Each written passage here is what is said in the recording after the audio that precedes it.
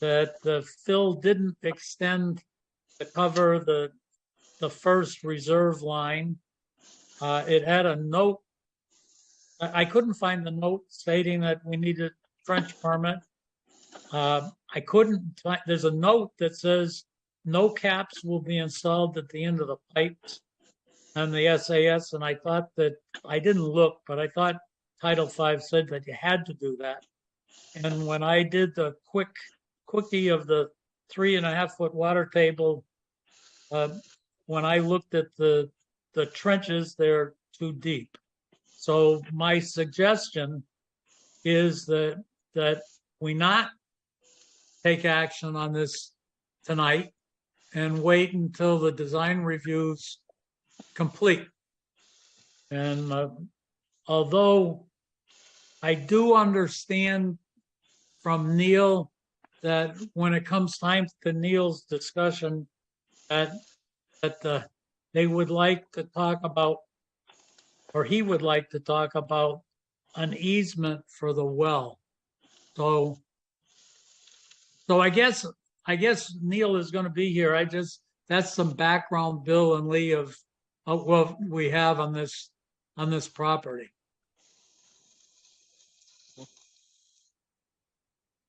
So with that, certainly in our current policy is that this design review should be occurring outside of this meeting, not during this meeting. And that Bill and Lee, if you want to, use Neil's part of the meeting for a design review, we can, but our board in the past has said that's not the appropriate way to use this board's time. Yeah, well, I guess the big issue, Dick, is we have to resolve the well situation in a careful fashion. But again, I don't want to delve into the details on that with 8 or 10 people online with other projects. So I recommend we continue this to the next meeting. Yeah, I fully agree. We should go in that direction. My suggestion is that we at least give some thought when Lee, and I don't know if Mish is going to be on, but when Neil's got some time on this one, that we at least talk about whether we're going to give the easement, fill out the easement or not, because there's no way on the design review that I can negotiate that one, since it's going to be a board decision. Now, when it comes to it, my general feeling is that the system was in fact designed, approved. The lines for the property were put there. He went out and saw that the well was put in the right place, and then the owner, who owns both properties, it came along knowingly, changed the property line and put this in a problem. And my feeling is the time to correct this and get it on the right lot is now, when the owner owns those 2 lots, not to put in perpetuity, but the problem of having a well on someone else's lot, especially since the owner chose to cause the problem. But anyways, when we get to that, we can discuss it. So our we can go along. We've got today to make sure we keep things moving. At 7:15, we do have a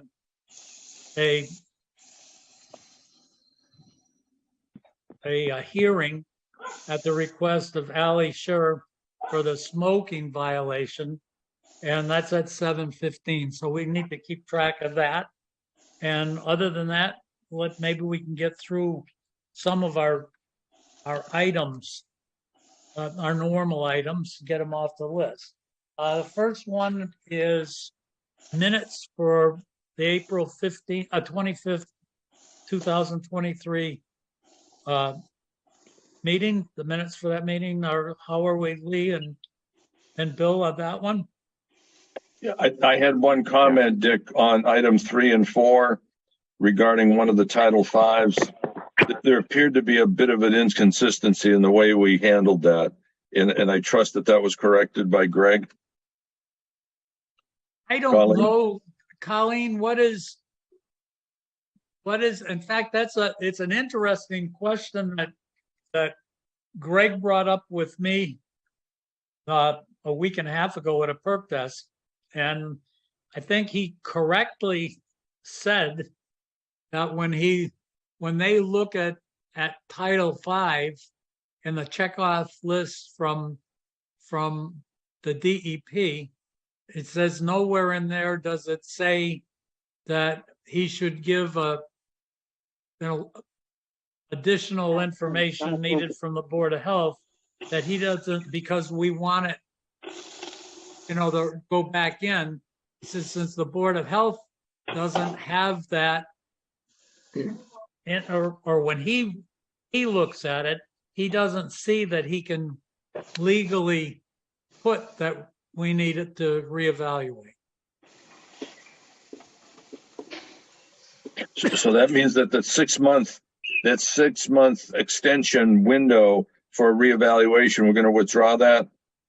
My suggestion, Bill, is that I actually had a fairly long discussion with Neil and Greg, and it turned up that item was there, but also that if the board is going to look at the sections of the Title V inspection, and the board is going to take inspections that don't fail according to the checklist, if the board is going to have additional requirements to require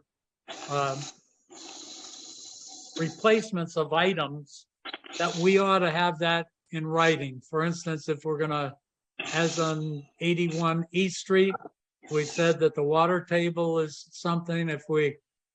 I asked Colleen if she would add the next agenda a few minutes for us to, in fact, we can all before that send it in to Colleen's suggestions of what we should be publishing, so that these inspectors will know, even though they check off saying the Title V checklist passes, the Granby Board of Health is going to make you replace an SAS because, for instance, the water table is too high, or that it's undersized for its intended use, or this item here that if the house hasn't been occupied, that you can't get a valid test.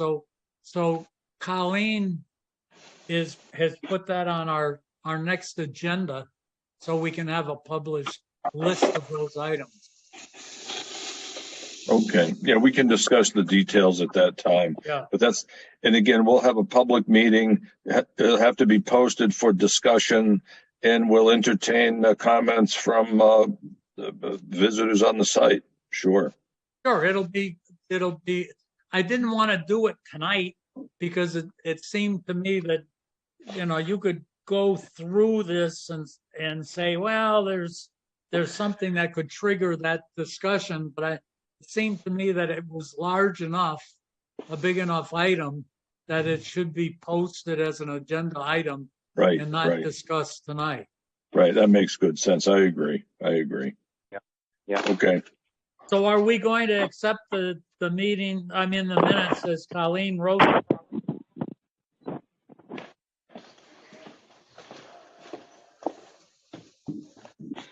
Well, I guess insofar that there's a bit of a discrepancy, but that I think it's immaterial at this point, now that we're going to be discussing this. Will you accept that? You accept them, Bill? Yeah, that's fine. How about you, Lee? Yeah, that makes sense in moving in this direction. Okay, Colleen, I do too, so that's passed.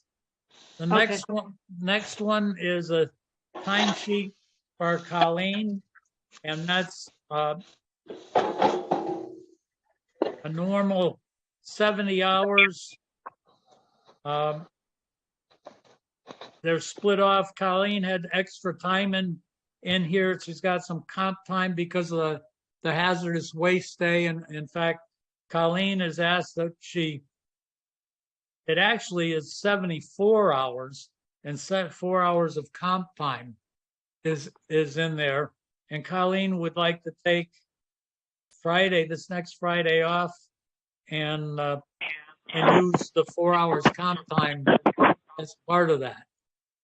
So are we okay with two things? Are we okay with this 70-hour normal and 4-hour comp? So that first item.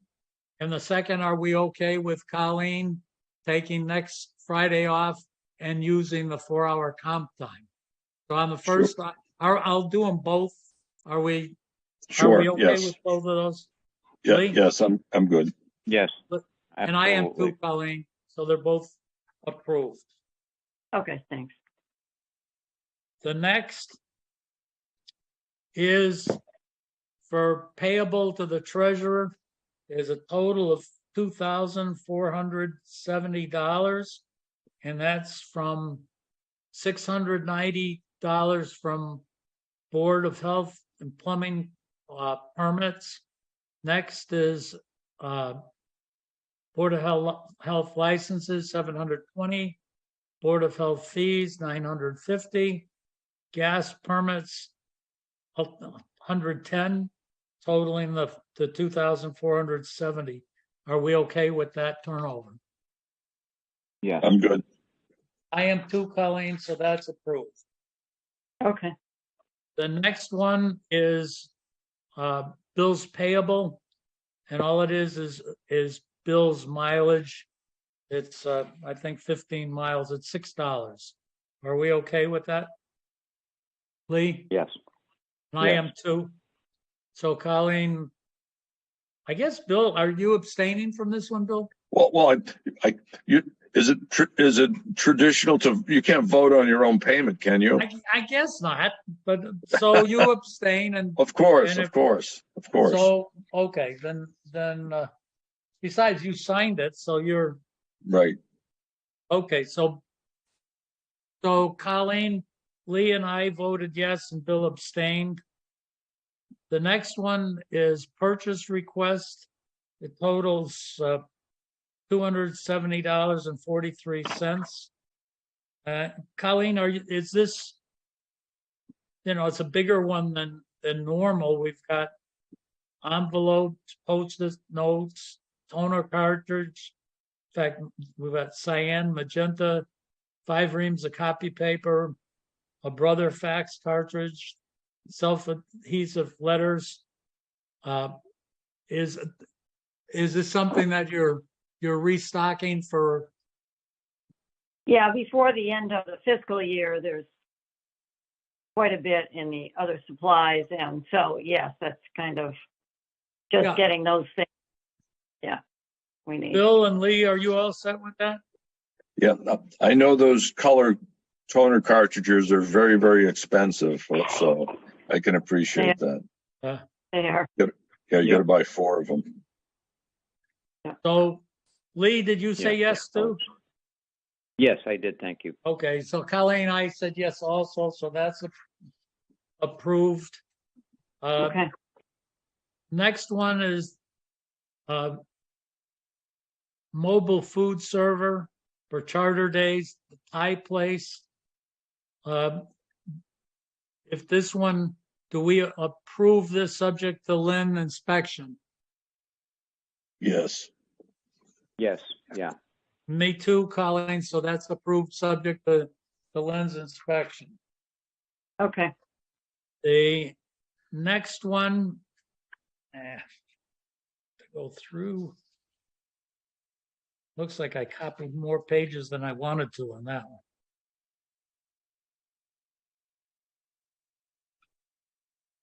I really copied a lot on that one. You just hang on. Take your time. Oh, usually I skip the backup. The next, we're at 7:14, so the next is a mobile food server charter days, June 9th, 10th, and 11th. Arts catering concession. Do we approve this also subject to lens inspection? Yes. I agree. Lee? Yes. Me too, Yes. Colleen. So that's approved, subject to lens inspection. It's now 7:15.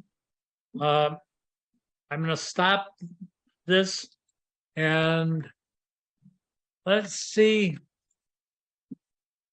I'm going to open the hearing, and this hearing is on the serving of alcohol. I'm sorry, of tobacco products.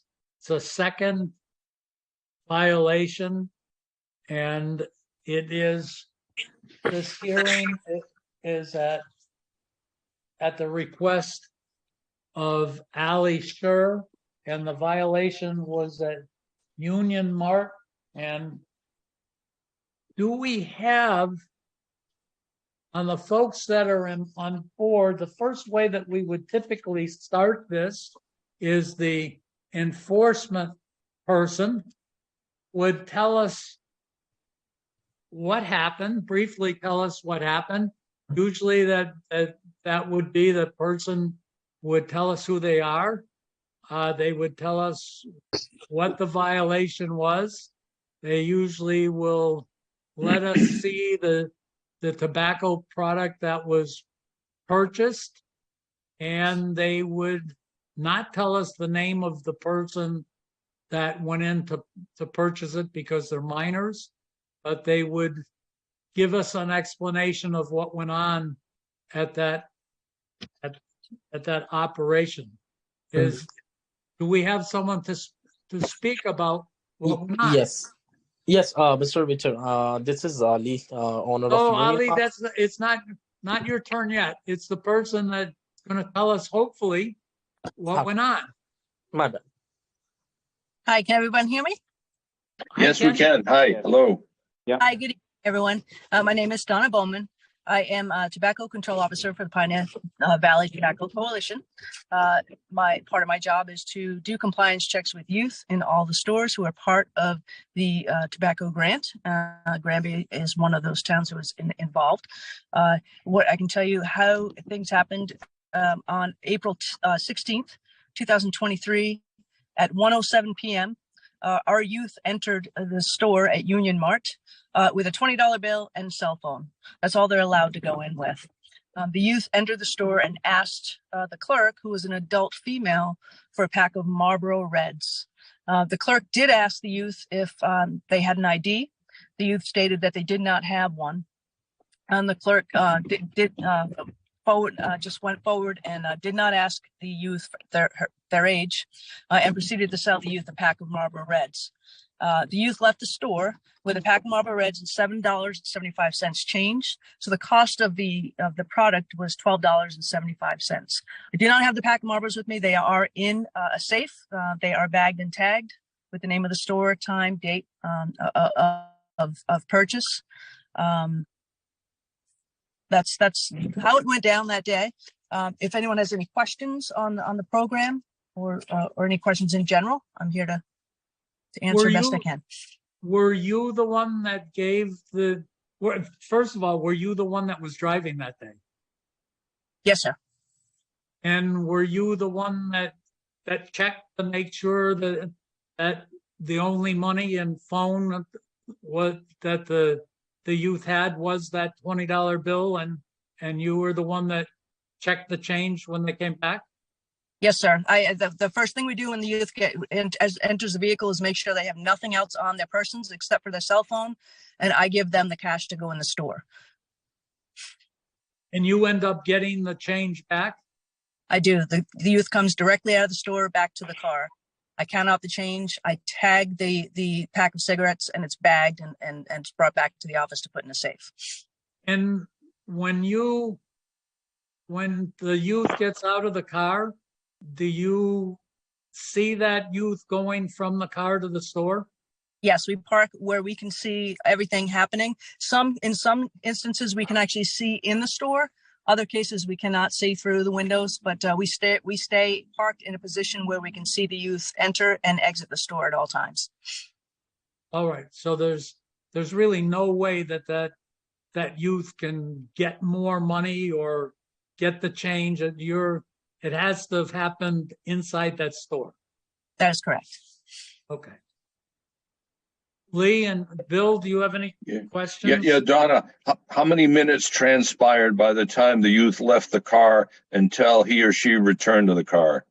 They entered the store at 1:07. They came back out at about 4 minutes after. There was one customer that exited the store before the youth did. Okay, thank you. Just two quick questions, please, Donna. You mentioned the fact that the youth didn't have an ID, and the clerk didn't ask them what their age was. Does that have any bearing on it? In other words, if they don't have an ID, that's the only complete proof that's allowable, correct? Correct. The clerk did ask for the ID. When the youth stated they didn't have it, they did not ask the age and just proceeded. So, but that so our whether youth. They said, yeah, I'm 29 or whatever. It really Well, that's right. That would be immaterial at this point.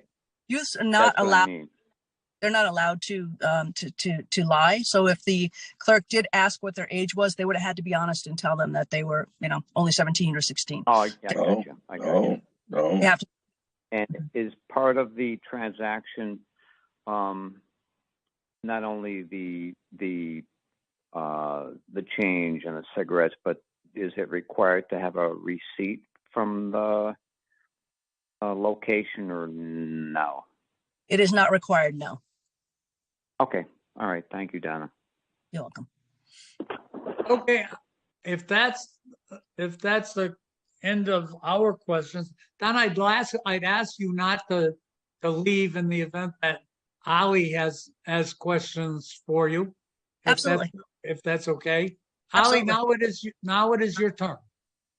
Thank you, guys.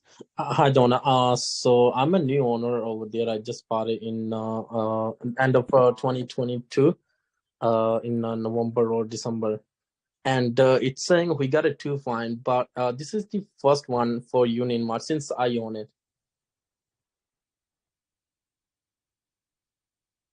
So that's a statement that you're making. Is that correct, Ali? Yes, so it's saying this is the second violation, but since I own it, I did get a record from Granby town, and it's saying the first one was in 2021 or 2019, and the second one, which one I just bought it, and this is the first one under my ownership. I have a question for Ali, Dick. Ali, how many stores do you own or work for in the Commonwealth besides this particular store? This is my first store. Okay, so this is the only store you've ever owned in this line of business? Yes. Okay. So if that's if there are no other comments or questions, then actually while it's still open, while the hearing is still open, Lee and Bill, is this the time that we want to discuss where we're headed with this, or do we want to?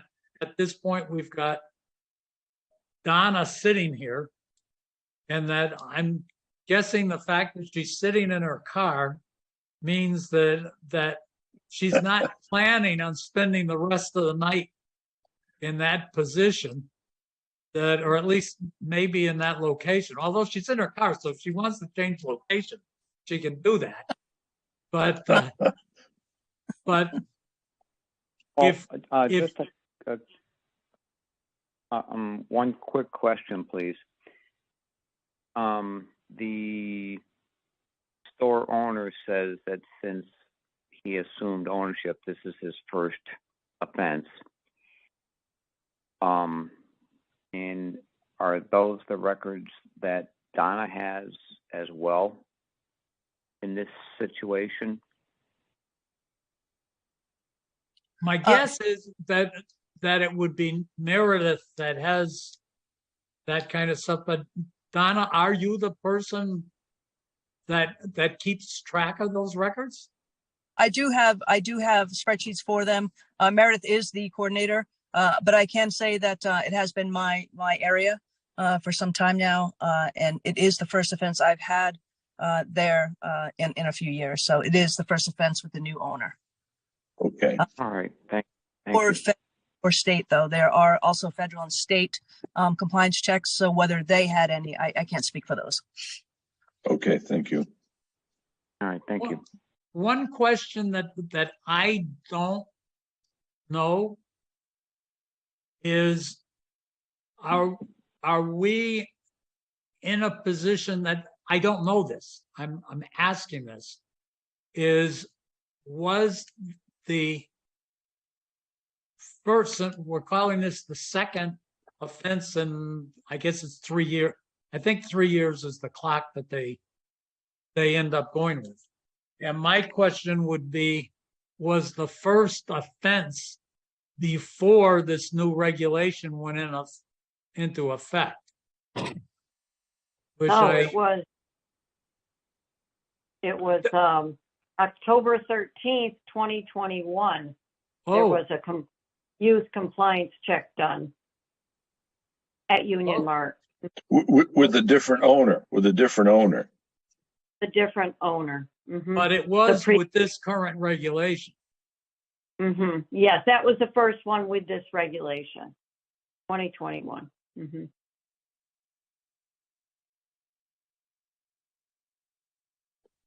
Okay, if my suggestion is that we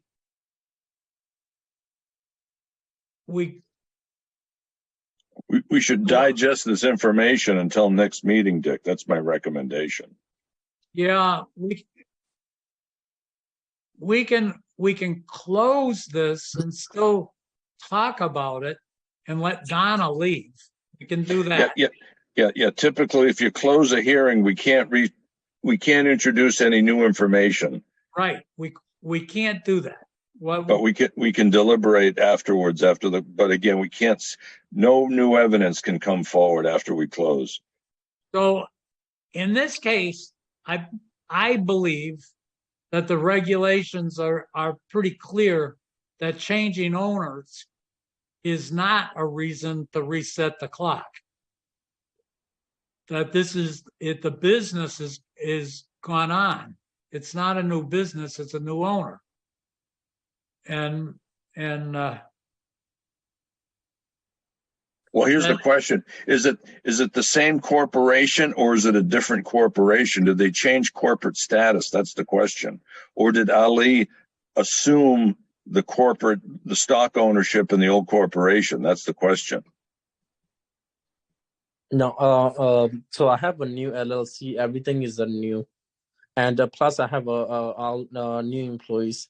So most of them are still under training. That's why I mostly spend my time from 6 a.m. To 5 p.m. Besides weekend we open at 7 o'clock, and I mostly try to spend my time with them unless I have to go pick up some stuff from my store. Okay, so you got a new limited liability company. This is a brand new corporation, correct? Yeah. Yes, it's a new LLC. Okay, and what was the corporate stature prior to your taking over the company, Ali? I'm sorry, I didn't get your question. No. The old corporation, what was it known as? And who was the principals of the old company? It's a Rightwise, I believe. A Rightwise, and the old owner name was Sarib Nawaz. Okay. Dick, we should just note that for the record that it is a new corporate configuration.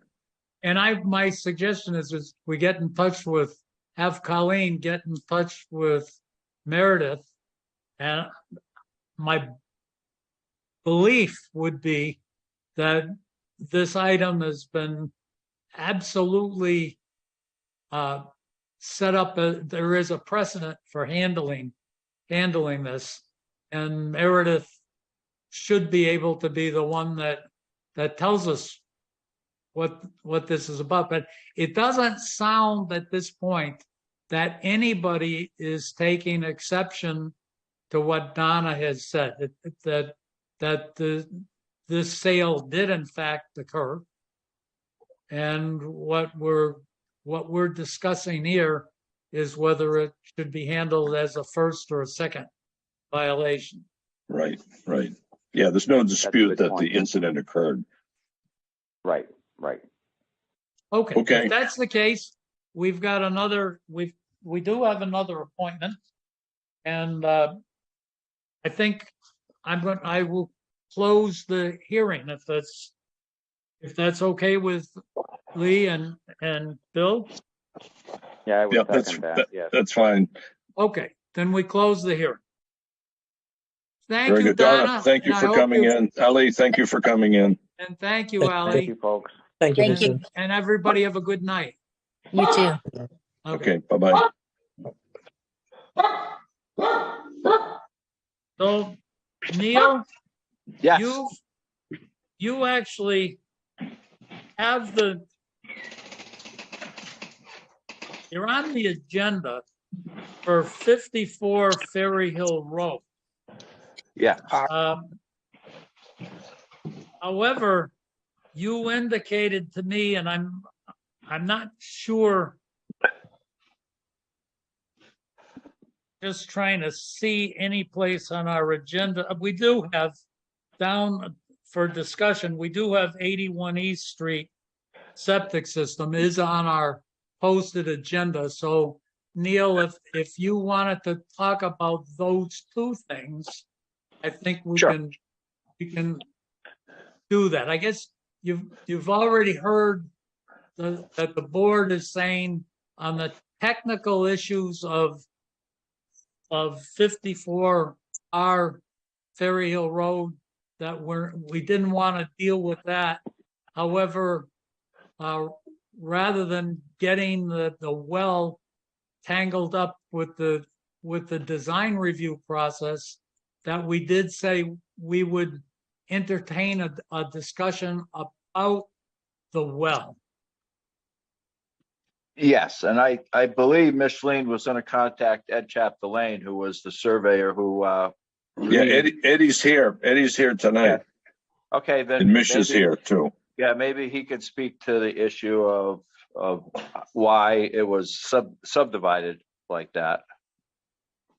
Yeah, that before Mish you got on and before Ed got on, what my statement was that this well was located using the drawings that were supplied.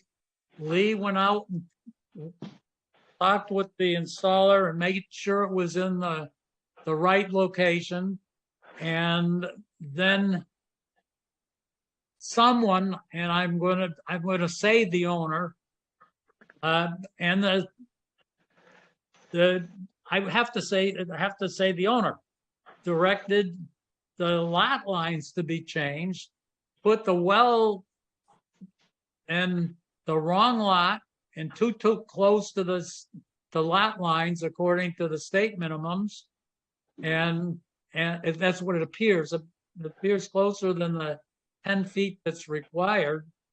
And my feeling was, instead of forever and ever trying to lock this up with an easement, my belief is the proper thing is and since it's under common ownership, it's to say, go to the person that caused this problem to exist and have that person fix that problem while we can do it now, rather than after you might sell it.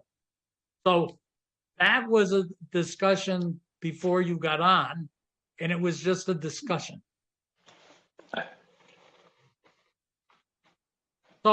So Neil, if you're kind of brokering this, maybe you're right. Maybe you ask Ed to to tell us why he put the well on the wrong place. Yes, I believe that's probably the best starting point anyway.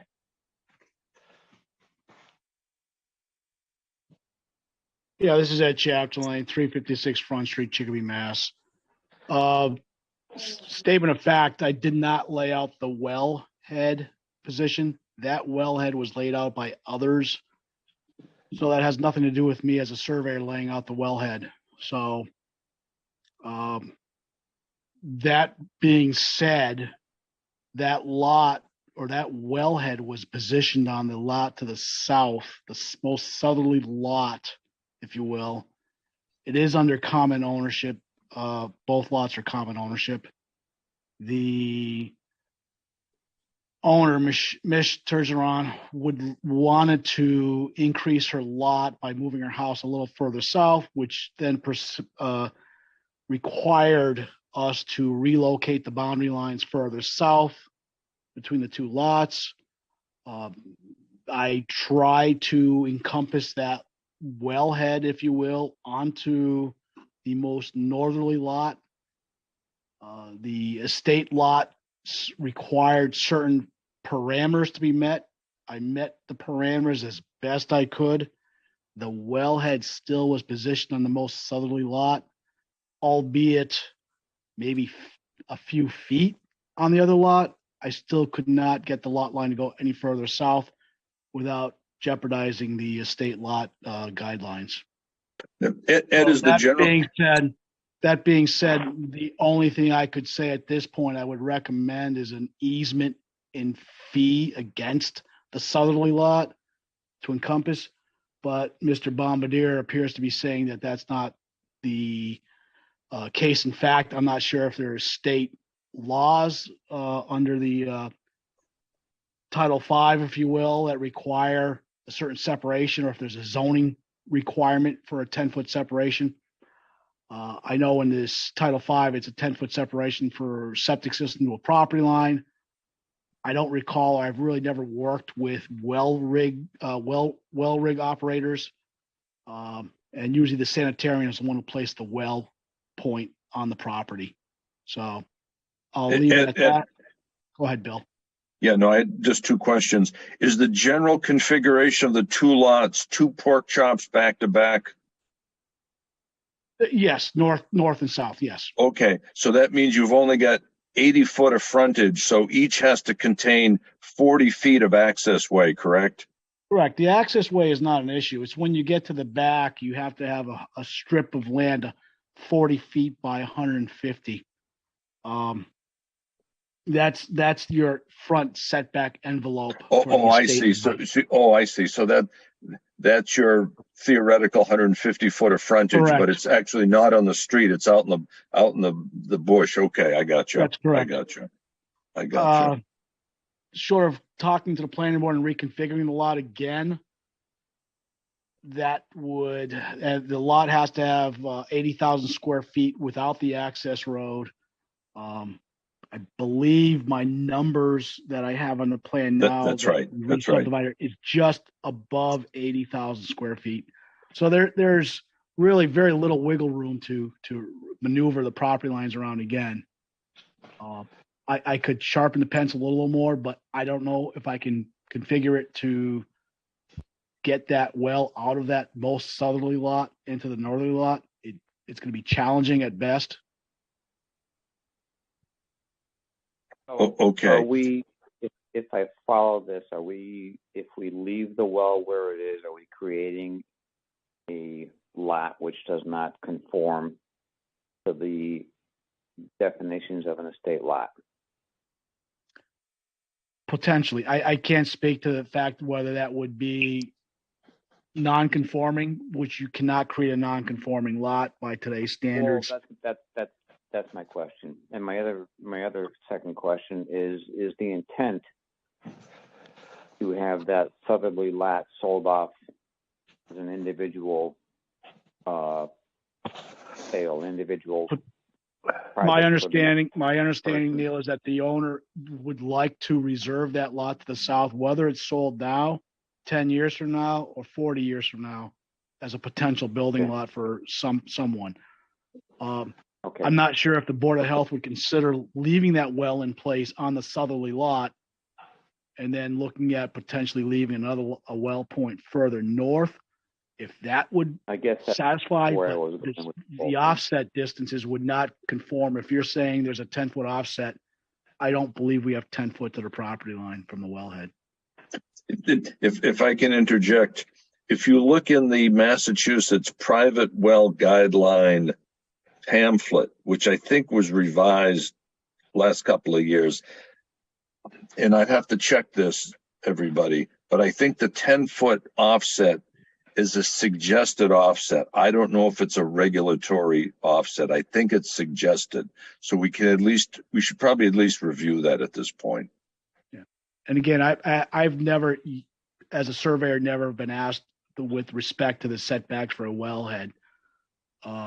That's usually left to the sanitarian. Mhm. And the sanitarian would tell me where to put the well point, and I would put the well point in for the well rigger. Yeah. So Yeah. Well, I think we got to do a little bit of research on this before we come up with a decision. Well, at the end of the day, if the well is where it is and has to stay where it is, are we, i.e. the owner, prepared to leave the well where it is and put in another well on the adjacent property in a proper location so that we don't create, we can't create a lot which doesn't conform? Is that where we're heading with this thing? I don't my really know. suggestion, is this Neil talking? I'm not sure. No, that was Lee. Lee, hi Lee. My suggestion is to either have Ms. Turgeon speak to legal counsel to see what the zoning requirements are in Title V and the well regulations and see what we need to do. Yeah. I mean, it's a shame. I would not want, there's a lot of effort that was put into putting that well in there, unfortunately. And it would be a shame to pull it out. It seems to be functioning well, no pun intended, but it seems to be doing what it's supposed to be doing. And to pull it out would be a waste of energy.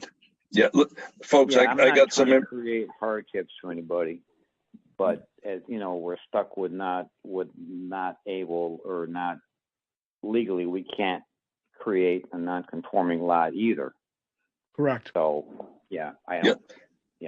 We got to kick it Yeah, around. I've got a citation from the current Mass private well guidelines. It says relation of property lines and buildings. Private water supply wells should be located at least 10 feet from all property lines. Should be.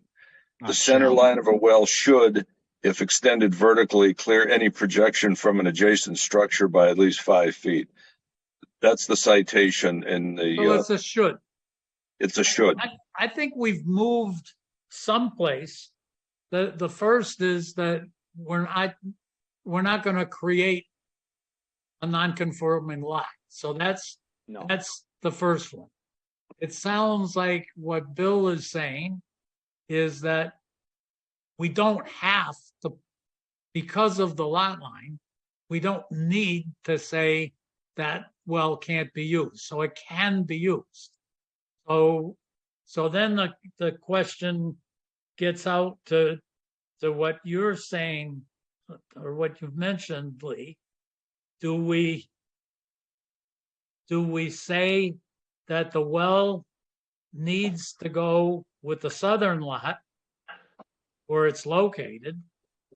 Mm-hmm. Or we're back to saying, are we going to let the easement go? In terms of selling the lot, somebody, which is not supposed to be, the cost part isn't supposed to be the Board of Health issue right now. But even from a cost standpoint, the person that, since Ed has already said that the intent is to sell that other lot, the value of that well should be able to be recovered when the other lot gets sold. So what we're really going back to what Lee is saying that if you're trying to make the regulations fit and life to be good for in the future for everybody, then really it says the well is good. It's good for that other lot because the lot lines can't be changed. And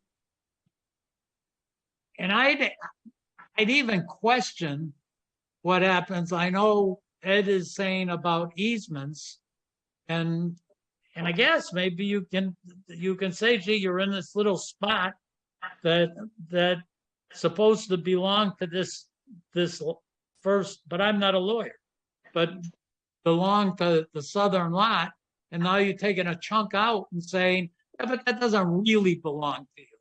It does technically, but someone else has got their hooks in it, and they can use that, not you. But let's say that doesn't count. We still are, when we're all done with these two lots, there are going to be two wells and two lots. And right now we're saying, let's screw up the first lot, and then we're going to do something on the second lot later on. It seems like Lee's suggestion of pass that well on to the southern lot is what you should do, and put a new well for the northern lot. But I can also go, and so we also have all the cards on the table, is if you look at down the street, the same street, look at George Galusha's lots, and on George's lots, we allowed the septic systems to go on the east side of South Street on 3 of those lots, I think, and using the easement process. Now, in that case, a little bit different of that, it looks like it was the difference from being able to use the lots versus not use the lots. However, when George came in, George said, rather than deed those frontages to the lots, to the houses that have the septic system, he said it was much more advantageous to him in keeping the farm as a farm to not break that frontage out and sell those as lots. So if you look at the way this board has behaved in the past, we can look at this issue, and it's two-sided.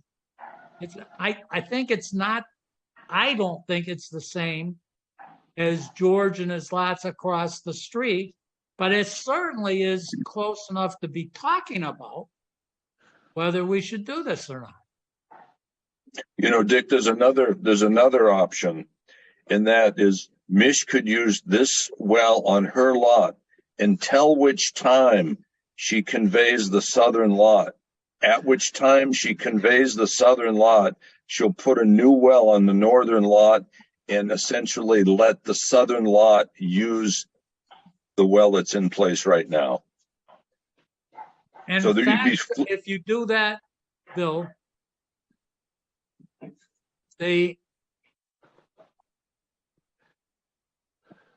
that we've got another place that was similar to that on the church on Taylor Street, where we said, if in fact Mish said that exactly what you're saying, that she locked the second lot up and said that this lot can't be sold without, and she'd have to deal with the lawyer to do it. So the second lot can't be sold until they get the new lot for the northern lot. The new well for the northern lot. That's right, exactly. So it And would, that would save her some money at this point in time until which time she sells the lot. yeah, That would save her that extra money. Just thinking out loud. that certainly would get Mish what she's looking for. And if she never sold the lot, she never has to put the new well in. And if she does, then she can in fact sell the lot with the well.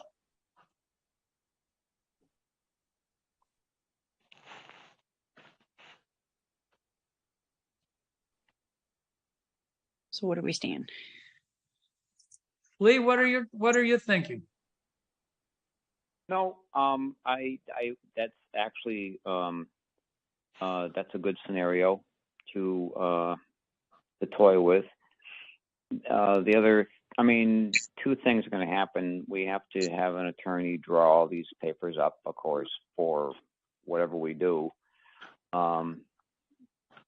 And it's not my money, and I don't want to create any financial hardships for anybody. But we have to be, well, not we, but I want Nish to be cautious that with all the extra surveying, and all the extra attorney time in keeping this well on the southern lot might eat up a good portion of a new well anyway. But certainly I can support the train of thought that Bill brought forth, which I think is a smart idea, of use what we have right now. And if in 3 or 13 years you want to say goodbye to that southern lot and sell it for X amount, take a percentage of that sale and put your new well in your lot, and everybody's happy. And that, if you look at the board dealing with that in a consistent way, that's exactly what happened to Brooks Real Estate. Is that well supplied what, I don't know what the thing is called now, but it used to be the Nook, I think. And Oh yeah.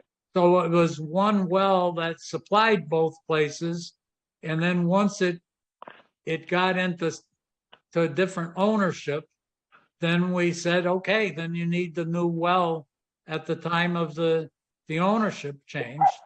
So Nish wouldn't have to. This thing is just something with the lawyer to do whatever it takes to just say these are locked up until Mish sells it, and then she's free to go the way she's going.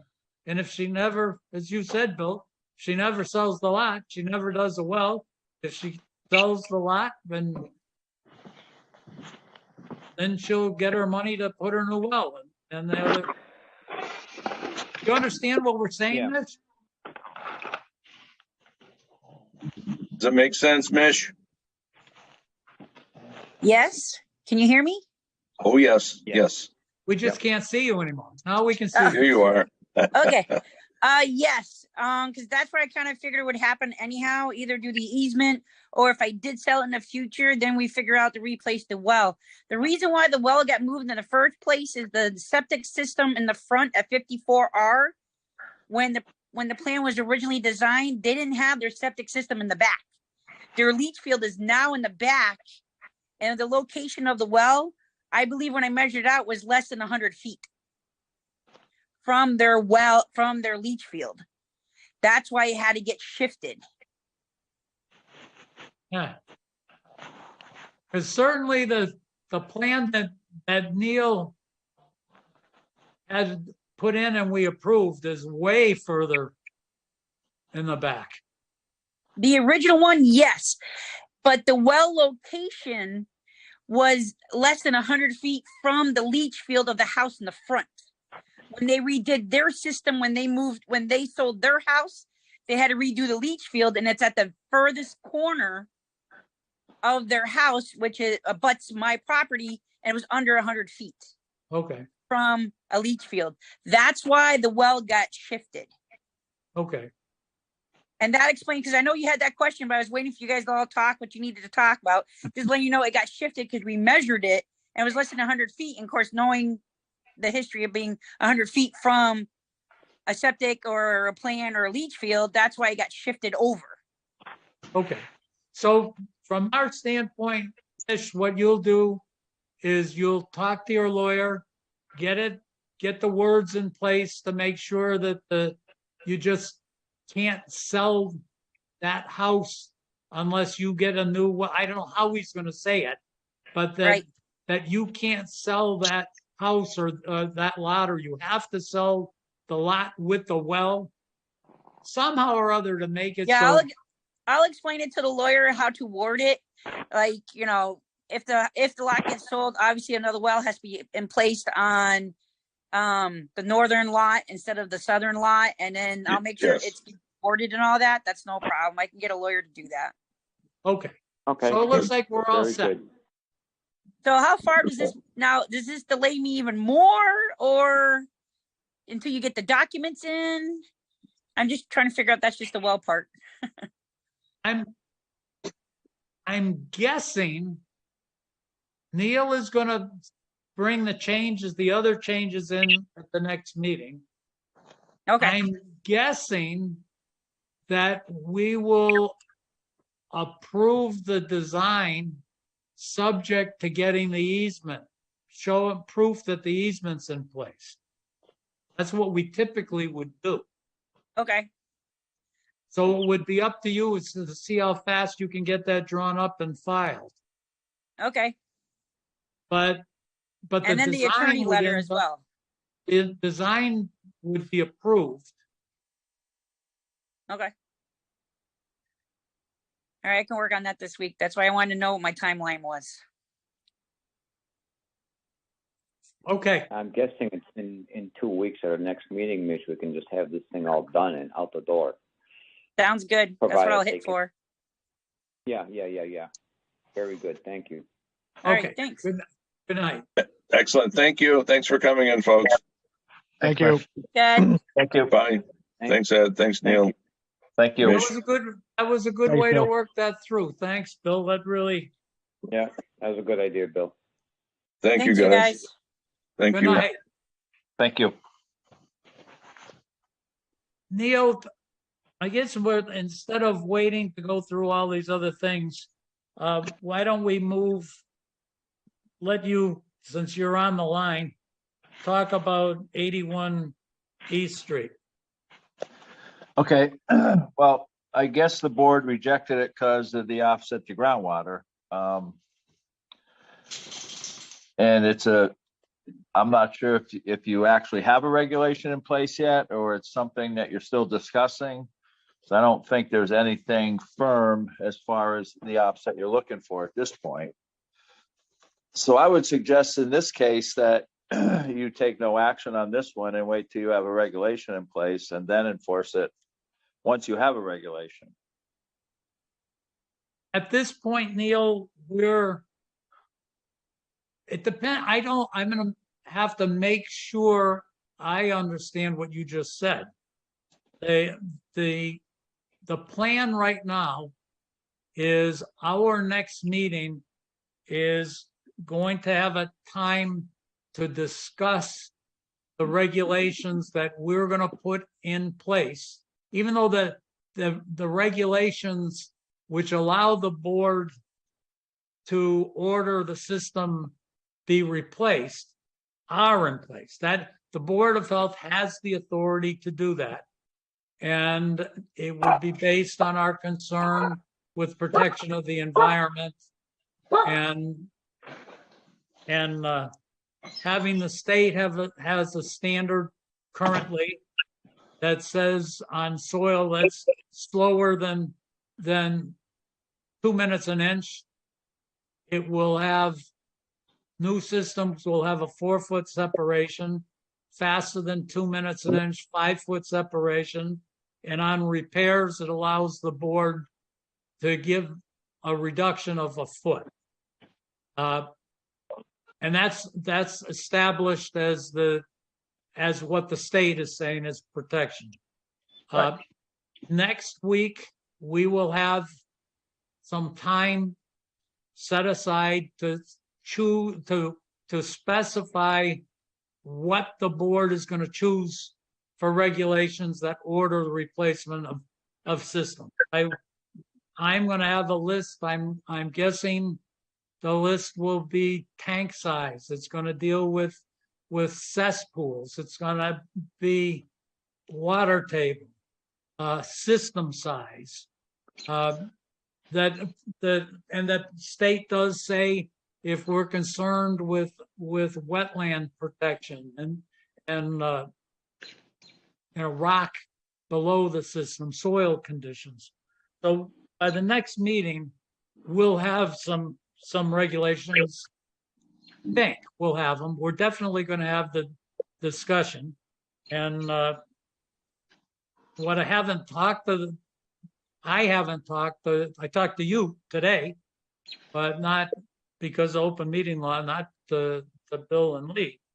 My concern is where the state has said that they'll allow or they'll require 4-foot separation and slower than 2-minute soil and 5-foot for protection and faster, but allow the 1-foot reduction in repair. I don't think this board should be allowing the 1-foot separation, because if the state has set 4 and 5 feet and then comes to the board and said every time you replace a system, you drop it to 3 feet and 4 feet, given enough time, they're all going to be at 3 feet and 4 feet.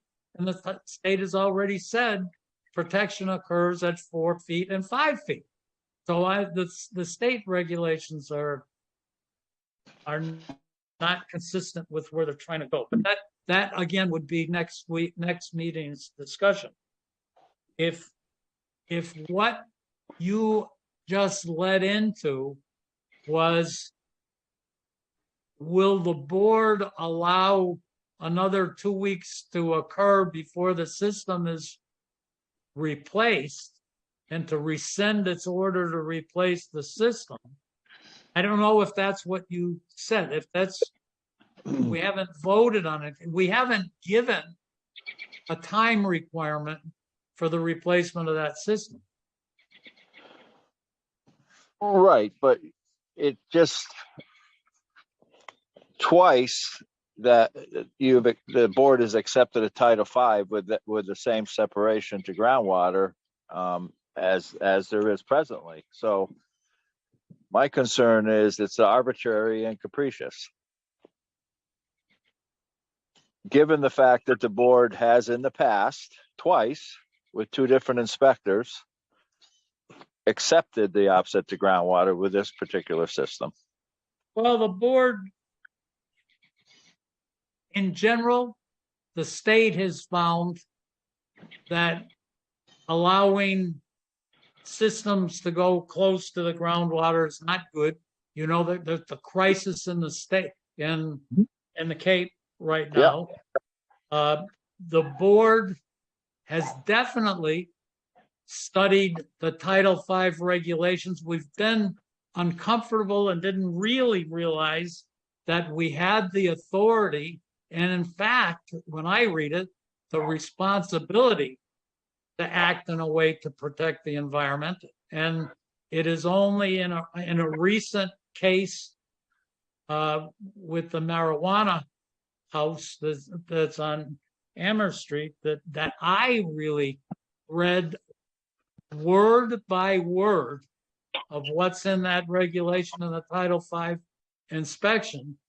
And if you're going to come to this board and say, because you guys didn't protect the environment the way you should have in the past, we're going to say you should continue that forever and ever. You know, one of the times that it was inspected was 22 years ago. I think, in fact, that may have been the last time. I'm not sure. But no, it was inspected again in 2017. Yeah. And so, go ahead, Bill. No, there's a couple of things with reliability on these water table calls. If you look at statistically, if you interpret the code to mean 1 inch or 0 plus, if you will, separation is adequate, that becomes problematic because that assumes the soil evaluator can call the water table within 1 inch or 2 and be accurate. My opinion is these calls are plus or minus a foot. They really are plus or minus a foot. You bring 5 professionals in to call the same site blindfolded. You bring them in there. They do the call. You're going to have scatter in the data. That's why you must have adequate separation. So even if you account for the scatter, you still have adequate separation. You see what I'm saying, Neil? So Right. This 1 inch criterion is not appropriate, in my opinion, from a technical perspective. And, Well, and I would certainly agree with you 100%, but my argument is the regulation, and I'm agreeing with you. I don't agree with the regulation, but the regulation as an inspector, the parameters I have to work within is I need an offset 0 plus to groundwater. That's what the regulation says, and it's as an inspector does not have to be a soil evaluator. So he's calling something within 1 inch when he doesn't even have the credentials to call it. Well, Besides that, Neil, this regulation is set up to say if things are so awful that you can't even pass these things, then it's a failure. It doesn't say it's good. They have a whole regulation of Title V that says this is what you need for protection. This other thing is saying, oh, it hasn't failed this test, but it doesn't say it's good for the environment. And if you're looking at this board, at least this guy on this board is ready to go to the mat to say we're going to fight and we're going to do our part to protect the environment using the regulations that the state has established as being what's needed to protect the environment. Not a test that says there were so many people that were selling junky homes. There's homes, well, nice maybe homes, but homes with junky septic systems that the state was forced to say, we've got to do something because there's a crisis here. And now we're getting to the point that says we're getting a whole bunch of information to find out we've got septic systems that don't protect the environment the way it should be protected. And if we're going to go back and say, you made mistakes before, you're going to continue, I, for one, am not going to do that. The state doesn't do that. When they see mistakes, they fix them. And in this regulation, that when you read it, this regulation was put in place to give the Board of Health lots of teeth to protect the environment. The board, I don't think the board was trained properly. I don't think when you read this regulation, it's powerful, and this board has not accepted its responsibility and used its authority the way it should have to protect the Commonwealth. So, if you want to go against it, as I said, that's my opinion. That's not the board's opinion. Unfortunately, this has happened not very long ago, and with the open meeting law, it doesn't allow me to talk with either Bill or Lee out of the meetings. So it has to be at a meeting, and we haven't had that discussion. What we have had a discussion is saying that that system at 81 East Street does, in fact, in our belief and according to the regulations and our authority, does allow us to say this does not protect the environment the way it should protect the environment. And that's the way we acted like that. But certainly I would, well, from Bill and Lee's standpoint on our last meeting, we did not, Colleen, we did not give a date for the replacement of that system. No. And No. in fact, if we're looking at capacity and water table, it could be a moot point. It may be that Neil, if it's you or somebody else, a soil evaluator goes out there and witnesses with the Board of Health, that you go and say, you know what? The water table is 3 feet below this system. This has never been done correctly. It may be that it's a moot point, that there's nothing that has to be done. Yeah, but we don't know what you're looking for. I don't know what offset you're looking for. I understand the offset of 4 and 5 feet on new construction, but on a Title V, if it's 0 plus and you want to make it more stringent. No. You absolutely know what we're looking for. Title V says what we're looking for, and it's that soil, which I'm willing to bet is slower than 2 minutes an inch, since it's glacial tilt. Yep. That the code says you will have 4 feet for an offset. And that's for the repair. On construction. Right.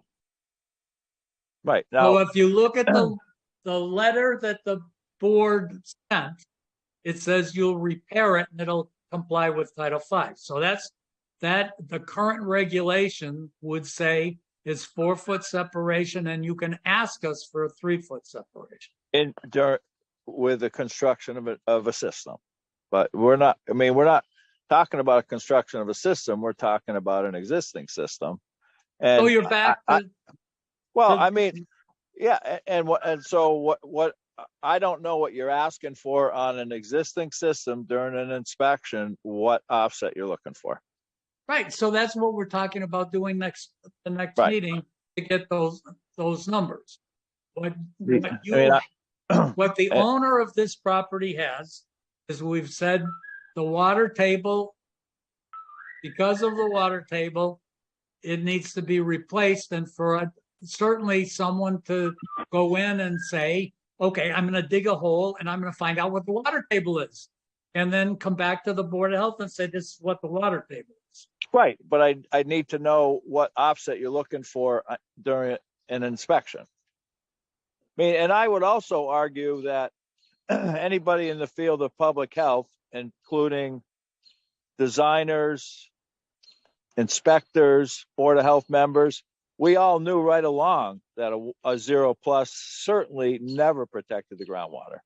We're all aware of that. We can say we weren't, but we all were. Right. And we didn't write, when they wrote the regulation, they didn't ask me my opinion. If they had, I would have said that's not protecting the public water supply, anything. It's not protecting anything, but again, that's what the parameters are. Right. That's what you inspected. I would be surprised we haven't had a discussion, but I will be surprised if this board doesn't say 3 feet in slower than 2 minute soil and 4 feet and faster than 2 minute soil. I would be really surprised that's not the number. Okay. But we haven't had that discussion. Right. We can't have that discussion. So I shouldn't do a soil evaluation on that site until I'm sure of what you're looking for. That's not what the Board of Health is saying. I don't think that you can, when you dig a hole, whether you're digging it for to see where it is, whatever it is that you're doing, whether it's for the Board of Health to say, okay, you're home free, you don't have to change anything, or you have to change the leach field, it's the same thing. You need to dig a hole and do a water table determination by a soil event. Right. One comment, folks. Dick, on that particular site, was there not one leach line which was not found on that particular, or was that a different job? Oh, that's the job. It's very, Neil gave me a letter, a very strange letter signed by me. It wasn't my signature, but it was signed by Dick Bombardier. And so I'm guessing it was at a meeting, but the gist of the letter, and it's 23 years old, said, we went out and inspected it, or it was inspected. It complied with Title V. We only found, at the time, they found that 23 years ago, just as this last inspection, that it was called out to be 3 lines, and there were only 2 lines found, but that Bob Sheehan Sr. called up the installer, and the installer swore that he installed 3 lines, and that in spite of that, the board said, we did the calculation, and even if there are only 2 lines, it's big enough for the house. And so why the Board of Health did those calculations, why the number of bedrooms in the house wasn't defined, and the fact that it's 23 years old, it might have, in my view, it could have been 47 years old. And you look back, that's a long time ago. But it did say that. Neil did give me a letter that has my signature on it. Hmm. And Neil, I don't know if that's exactly the gist of the letter, but I think it's pretty close. Yeah, I don't know if it said who did the calculations. It said the calculations showed that it was big enough for a 3-bedroom plus the 110 for the kitchen. So it didn't say if Bob Sheehan Senior did the calculations or the board. I'm assuming, and of course you can't assume anything, but I'm assuming Bob's the one that did the calculations. But Yeah, but we obviously we can't don't know ask that. them. No, we can't. don't know that. No. And it's 23 years old or thereabouts. So yeah. So I guess, Neil, if you're asking, can you hang on until the board settles what they're going to end up doing? As I said, I think the as I said to you and Greg, that what, and Lee and Bill don't know this, that we were at a perk test, and this very discussion came up, and the inspectors are in a terrible spot when they're working for someone, and they end up having to advise their client on something that they aren't. And that's where the discussion came up on with Greg, where we've got a regulation that says if a house has been unoccupied for 2 years, then there's no way that you can tell whether the leach field is functioning because it hasn't been used for more than 2 years, that you have to go in 3 months to 6 months after it's been reoccupied and re-inspect the leach field part. And Greg said, gee, there's no place in Title V that says that.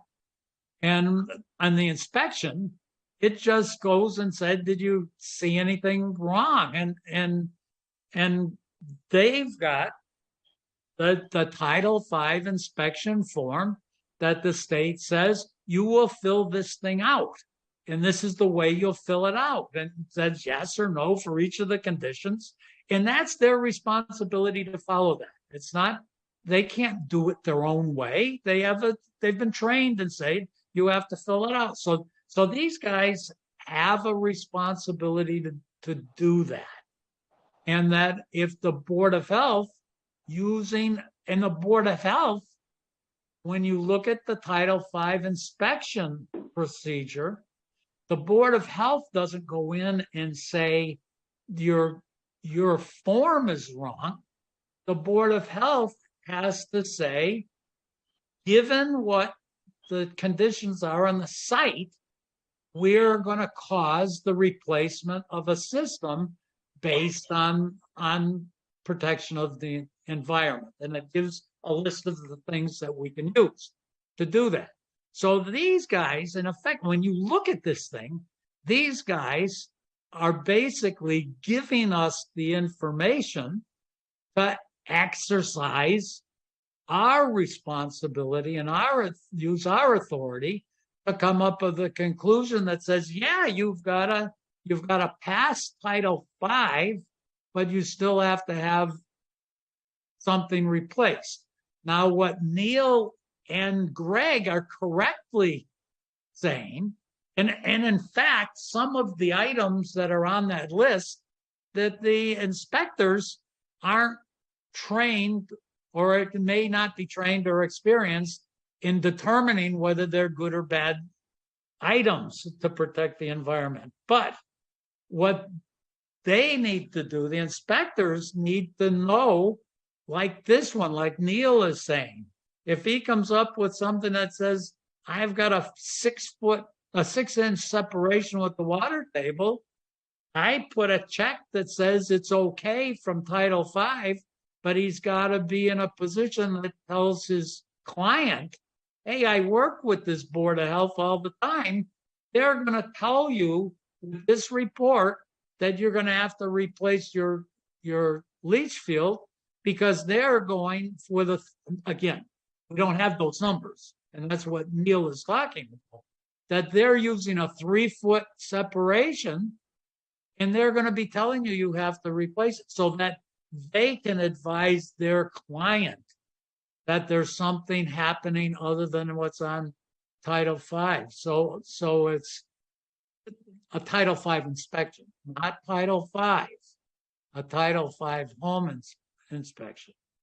And so that's what Neil and Greg are talking about. And they're 100% right that they need to understand what the board is using for a criterion. And they can't be arbitrary. They have to be with reason and consistent all the time. So, but Neil, I speak. Would it be okay if Bethany Ferry, the homeowner, is with me? I'm Greg Hession, her lawyer. Hi, Greg. How are you? Hello. Good afternoon. I wanted to observe what was happening here, and I had some opportunity to speak with Neil about this. And it seems to me, in a situation like this, where the criteria had not been clearly set out by the board, and he was operating on 2 previous inspections, and there had been no other new written criteria, that he ought to be, and the board ought to be able to, at least up until such time as you change the criteria, ought to be able to rely upon the existing rules and the existing procedures and be able to pass that if it would pass it under the current procedures you're using. Now, once you change them, that's different, but you're talking about changing them in the future. And at this juncture, having passed it twice, it doesn't seem fair to a homeowner to put them under a burden of a not yet existing regulation or additional bylaws or whatever that you're going to pass right now. So that's why we're here. We feel like that would be pretty much the definition of arbitrary as the state would look at it in terms of the Administrative Procedures Act. Yeah, from my standpoint, since we haven't talked about it, we could talk about this. We did talk about it last week, about whether this was in fact a time when we should be saying it doesn't protect the environment properly. The regulations haven't changed. If you look at, they've been the same for what I think since 1995 or thereabouts. Maybe it's after that, but it's very clear that if the board feels that, and according to our election process, the board could at a minimum be changing once every year when a third of it changes over, but it could be other, in my case, it's as I get smarter and saying this clearly falls into the responsibility of the board to look at environmental protection. From my standpoint, I'm willing to, if you want to bring me to court or the board to court, I'm certainly more than willing to go and stand up and say, you know what, you pour this stuff into the groundwater, you're gonna get someone sick. And the board made a mistake in the past.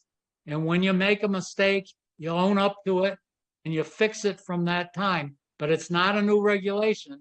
It may be a new way that the board behaves and a way it's going to behave in the future. But it's really clear that the board has the responsibility to be looking at protecting the environment, and it's got the authority to do it. And just Well, I because don't think anybody argues with the concept. But I would argue with the board is the boards can't feel. We have to go on objective criteria, and that is what Neil believes that he had done. He went on objective criteria that set out for him by the state. And no, not he did it for filling out the form, not protecting the environment.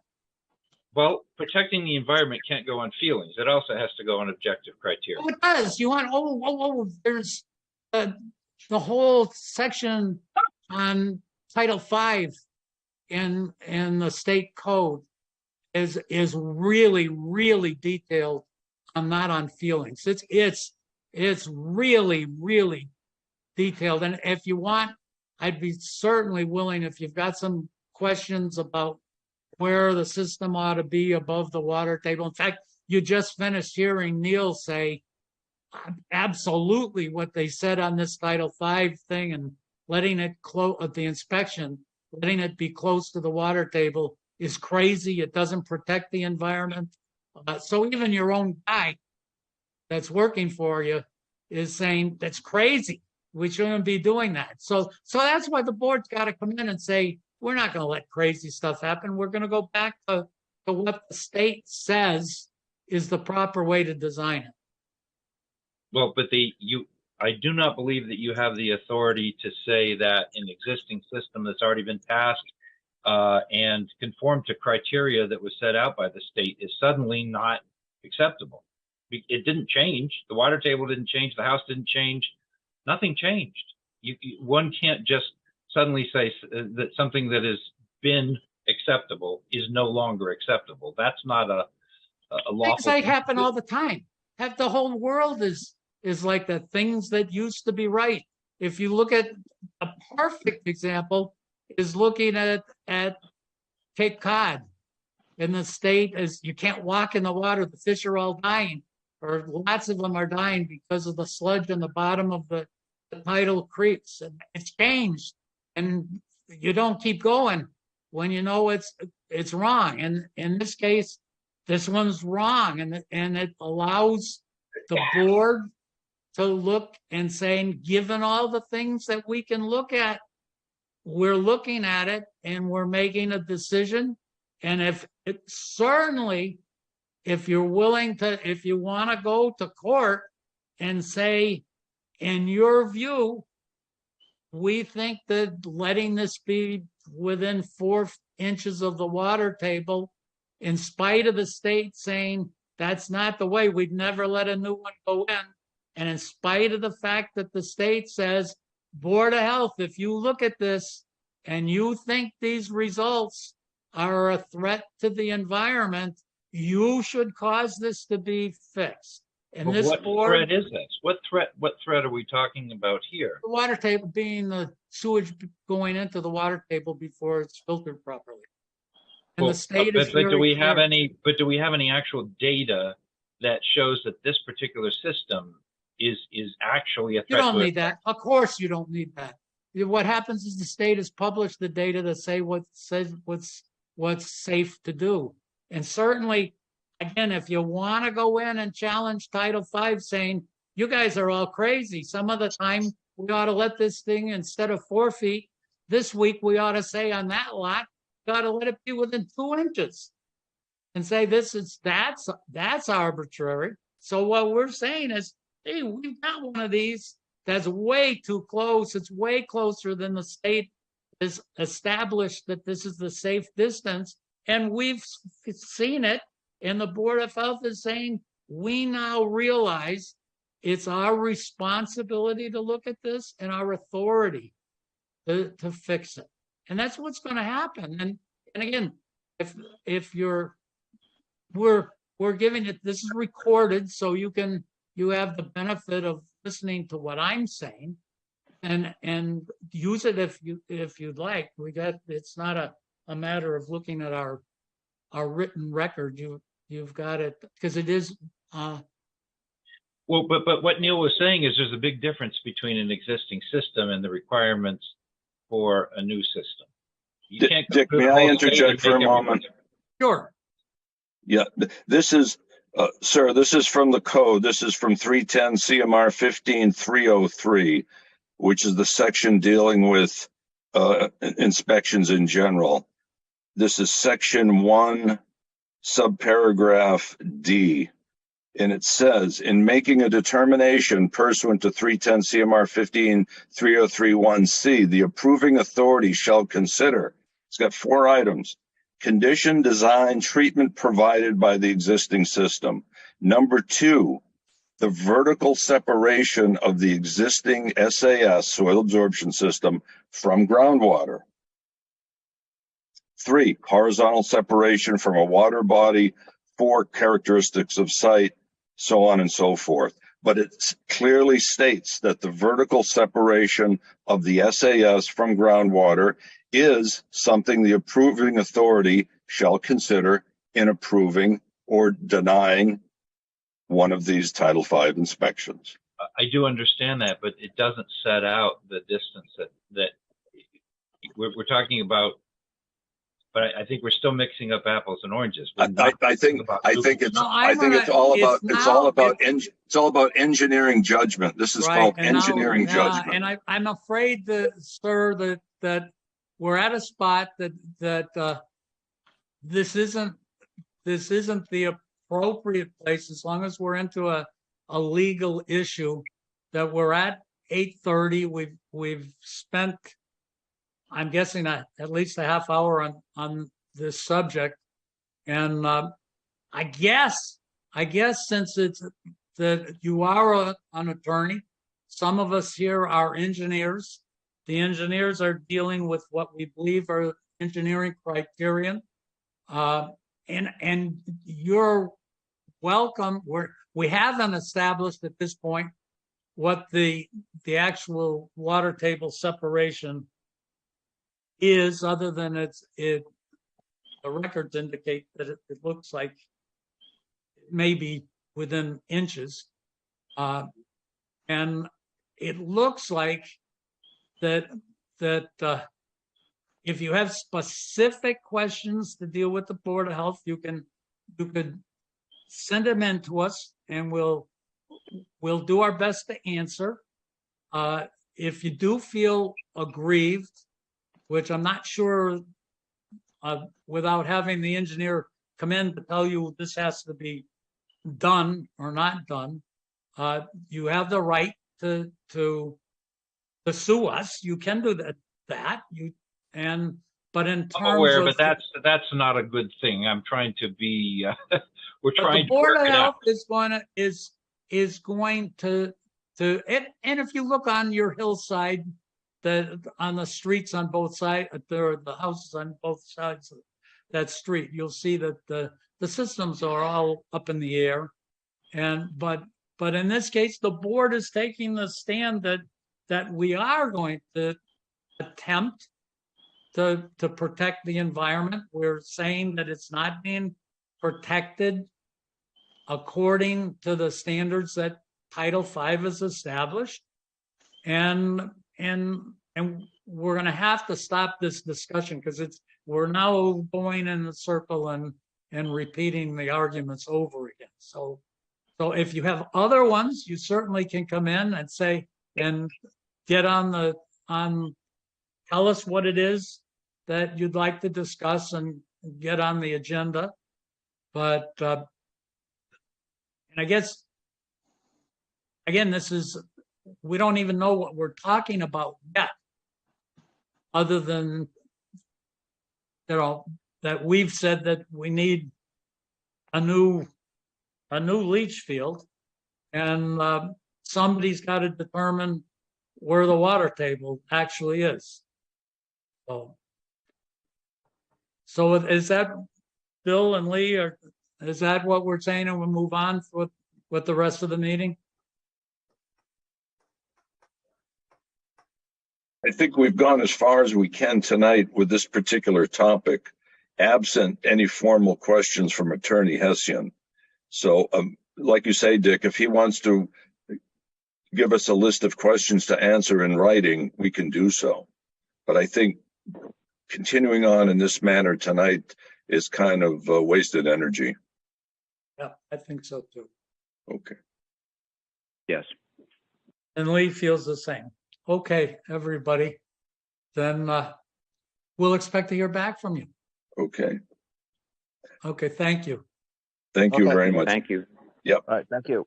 Thank you, guys. All right, thanks. Thanks, Neil. Thank Okay, you. Thanks, Bill. Have a good night. okay. Thank you, sir. Yep. Bye-bye. So we can go on with our other items. I think we left off with Hart's Catering Concession. You did that one. We did that one. I'll have to find my pile.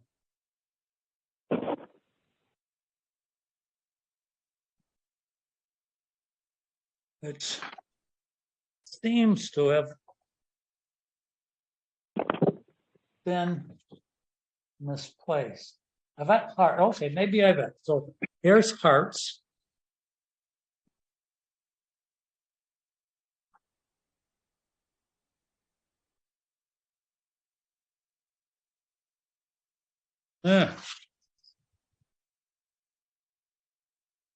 Colleen, I may have to ask you. I had a big pile of things, and that during this discussion, it seems to have disappeared. But I've got, after Hart's was Dino's for Charter Day mobile food permit. And actually, we've got Poppy's has got two. One for, actually, if we go Dino's, is that the same thing that we approve it subject to Lynn inspecting? Yeah, I'm good with that, Dick. Yep, thanks. We're good. Okay, and I am too, Colleen. Okay. The next one is Poppy's. Poppy's has two, a lemonade stand and then the fried one. They actually have four. Four. Yeah, it's Okay. the ice cream, Joni's ice cream, the lemonade. Okay. Are we okay with all four of those subject to Lynn? Yeah, yes, good on my end, Dick. Okay. Yep. Lee? Yes. And I am too, Colleen. Okay. And it is that one. I've got one that wasn't listed. Is that Joanne's ice cream? Is that part of that, Colleen? Yes, it is. Okay, That's one so of that them. one's part of it. Okay. Yeah, the the next- other one's copies, but that one, that one's part Okay. of it. Okay. And then KWB, that's Keith Bradway and Stallers permit renewal. That is a renewal. Are we set with that one? I am. Yeah. Yeah, that's good on my end. I am too, Colleen, so that's approved. We've got Okay. complete septic service is a hauler's permit renewal. Are we okay with that? Yeah, I'm good. Lee? Yes, I'm set. Thank you. Okay, and I am too, Colleen, so that's approved. Okay. We've got 187 Kendall Street. This is a Title V inspection report. 187 Kendall. Neil Jackson, and it passes, Lee. Is that a good one? That's the one I wrote that little description of the events. Oh, That's yes. the pump chamber for the D Yes. box, gravity down to the SAS adjacent on Kendall Street. And I wondered, that one is just as a pass, huh? I think that that one sounds like what happens is we've got a D box up at the top of a hill, and the D box was just used as, it looks like, instead of a clean out, that it's a spot for roots to get in, and it would seem that the more appropriate design there would have been to replace that with a clean out that's all glued, that there's no chance for the roots to get in there. And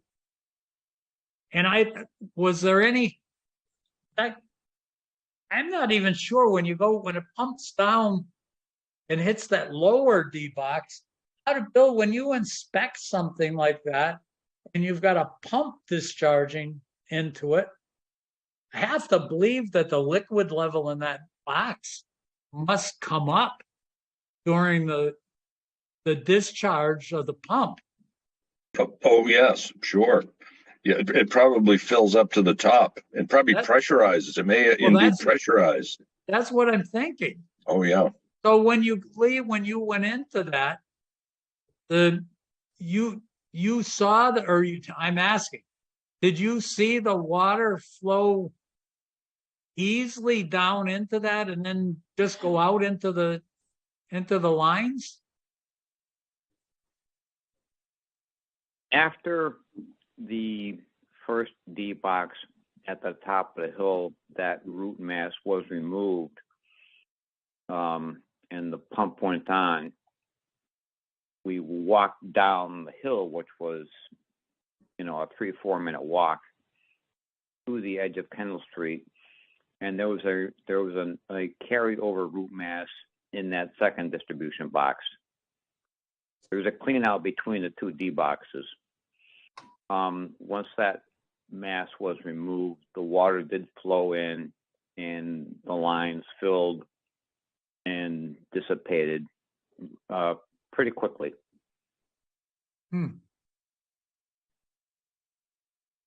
My question, and maybe it's of no value, is the potential carryover. Yeah. No way to know how much, if any. When you opened the second box up, did it look like there was a lot of stuff in it, or it didn't look? It didn't look that way at all, no. Yeah. So probably the roots did a really good job of filtering any kind of solids that would have made it down there. Well, that's a good point, yep. My experience with pump systems, if they're working right, they probably last a really long time because they're dosing nicely. They go out and they fill the whole system, and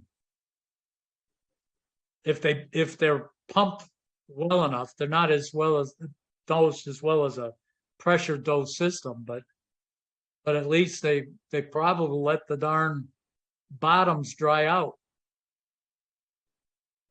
So yeah, the second distribution box was fairly clean, as far as it can be. Very, very little residue in that second chamber, and again, it did fill and empty out pretty rapidly. Yeah. And so what did they do? Did they replace the first distribution box or just clean it? Cleaned it and put a riser on it to help encourage future maintenance. Yeah. I don't know what Bill, I guess I'm, in this case, we don't, if we don't think it's damaging the environment, we have to accept it anyways, I guess.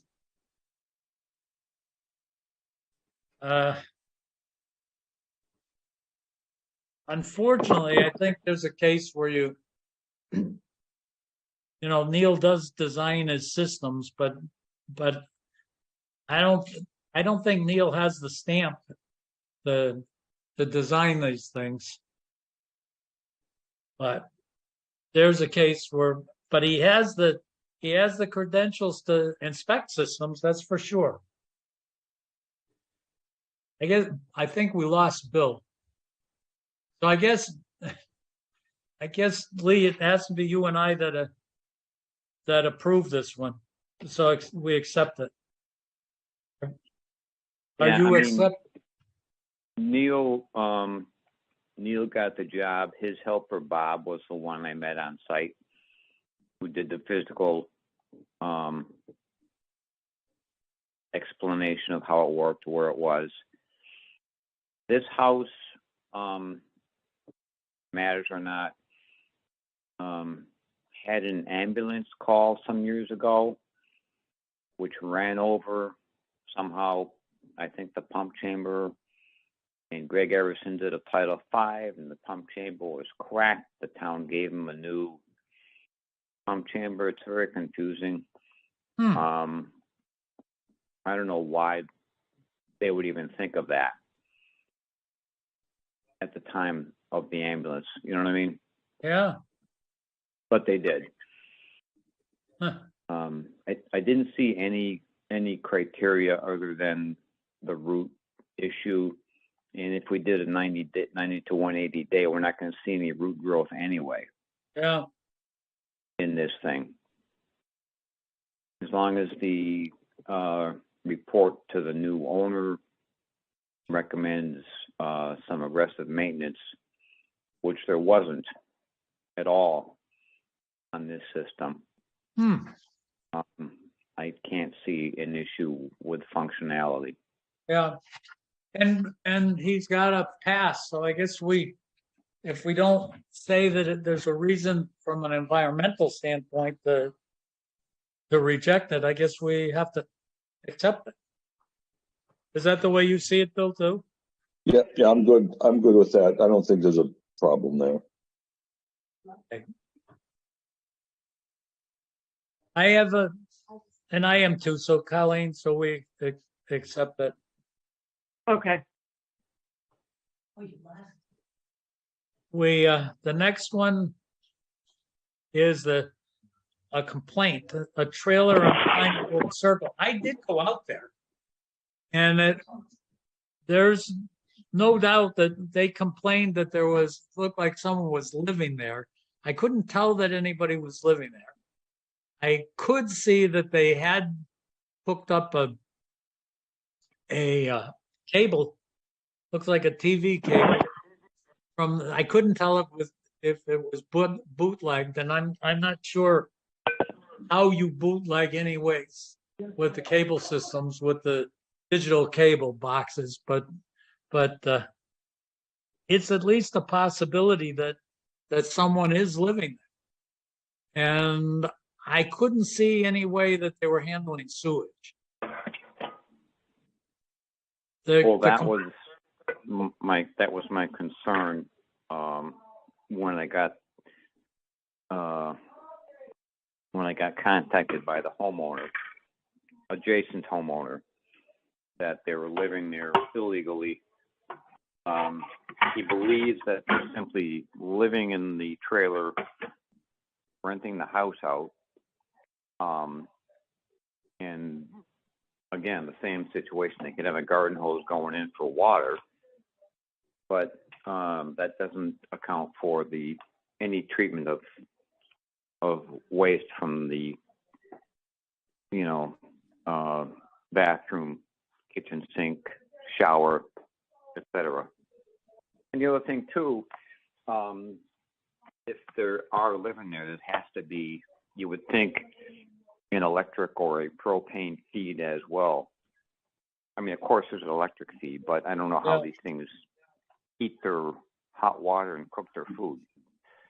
The way we handled this in the past is that it becomes if someone lives there, I think for more than 60 days a year, it becomes a zoning violation. And the way we did it when Greg was here, Greg would go in and do the investigation to see, in fact, if people were living there and violating the zoning laws. So Okay. maybe we could have Colleen talk to the building inspector and ask him to do that, to see if that's what's happening over there. And then if we do that,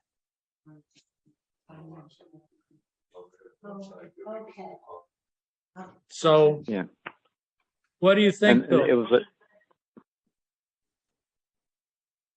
Yeah, I'd ask Tom Quinlan or his associate to take a look at it on behalf of the building department, Yeah, because it's more of a zoning violation than anything right now, and we can come in after the fact. But I think the first set of investigative work should be by the building department. so it sounds like we all agree. So Colleen, if you could ask them to do that, see Okay, if Tom Quinlan would do that. sure. The next one we have is on North Street. Now that is the corner of North Street and Lyman Street. So if you're going down North Street and you take the sharp right onto Lyman, it's the house that's immediately on your left. Now, a little that yard back, is all dug up. right, and a little bit of background is I had, before Colleen got in touch with us, I had been talking to Bobby Sheehan on a perk test about this, that he's actually working on a job there.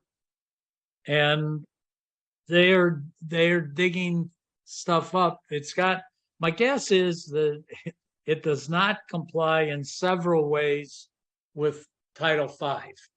It looks like it's way too close to the wetlands. It has 2 dry wells.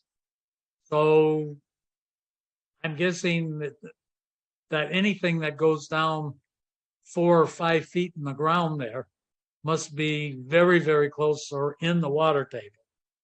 But what Bob told me is that he was contacted by the owner, who was there. If I'm correct, there's a brother and sister.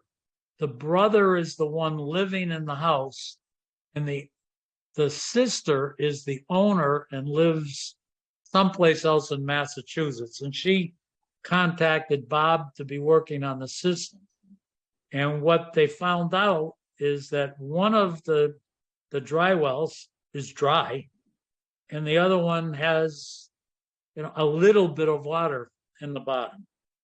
So that but they're concerned that the system isn't flushing properly. So I think what they're working on is trying to find out whether there are roots in the lines or the tank is plugged up, but they're working on it as a project and an ongoing project. Now, Bob didn't know anything about this pumping. And then subsequent to talking to Bob, we had a thing from first note from Colleen said that the police told her that someone had pumped something out of the septic system. And then the latest note we got from Colleen said that actually occurred a couple months ago. So I don't know that it is in fact true. I don't know how much was pumped out, if it is true. And I don't even know how to prove it. Yeah, I got you. And we also, I think, Colleen, you you said something that well, we maybe aren't supposed to talk about it if it came through the police department and it involves somebody's health.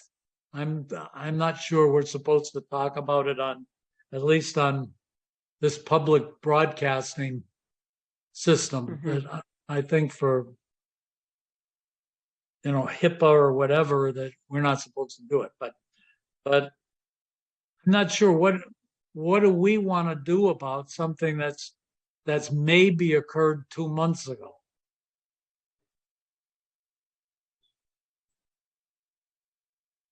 I think we could send a letter to, no, go ahead, Lee. No, if it's hearsay, we're stuck. However, someone's been digging holes in the yard adjacent to Lyman Street. And I'm guessing from the conversation that's where the leach pits are, or that we anticipate that they are, to account for the holes being dug, which would help account for the alleged pumping incident. So is this guy, did he hire an engineer to help, or is he just bootlegging the whole thing on his own? Oh, Bobby told me he and Greg Everson were the ones that were responsible for the holes. Bob Sheehan. Okay. And he said he's actively working on it. Okay, all right. I misinterpreted the conversation and what I had noticed when I drove by this last weekend. Yeah. All right, thank you. And Bill moved away, but he had a suggestion of sending a letter. And maybe what he was going to say, Colleen, is that since we don't know whether it's happened, we could send the owner a letter saying the board has received a complaint from the police department stating that someone had pumped some of the contents from the septic tank into the adjacent wetlands. And by this letter, we are informing that all pumping of septic tanks must be done by a licensed septic pumper, and the contents be disposed of in a licensed sewage treatment plant. Mm-hmm. So we haven't said that they've done it, but we have notified them that you can't do that. What do you think, Lee and Bill? Yeah, clear. There's two things there, Dick. It's a Board of Health issue, and it's also a potential wetlands violation as well. Yeah, we could say that it's a pumping of septage into the wetland is both a violation of Board of Health regulations as well as the Conservation Commission regulations. We'll put that in there. So I'm just a little confused. If the police anticipated this occurred,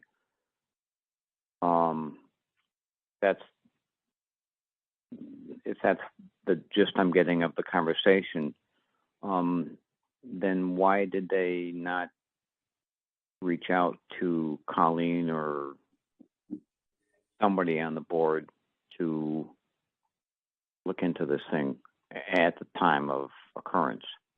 Do you know, Colleen? Yeah, they just found out. So they came in and talked to me. They didn't, the person they talked to said it was 2 months ago that it happened. Okay. They found out, they came in and they reported it.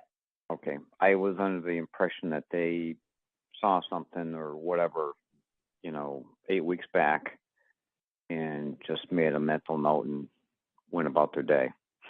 No, I think they were just there last week. Yep.